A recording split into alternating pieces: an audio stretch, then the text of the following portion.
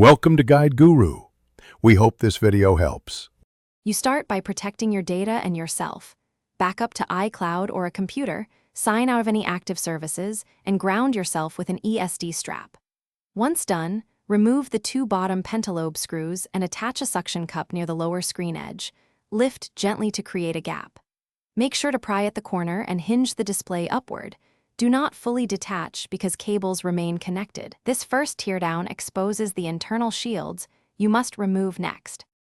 With the screen propped and the battery disconnected, remove the metal shields over the display and camera area so you can see the true depth array. Once done, document cable routing with quick photos. This saves time during reassembly. Then, remove the small screws securing the Face ID module and gently lift the camera assembly from its housing. Work evenly to avoid bending flex cables. If adhesive resists, apply low heat briefly to soften it. Keep track of every screw and bracket for correct. Install the replacement Face ID module by seating it in the original position and reconnecting each flex cable in the same order you documented. Then reinstall the metal shields and their screws. Once the battery is reattached, boot the phone enough to test Face ID in settings.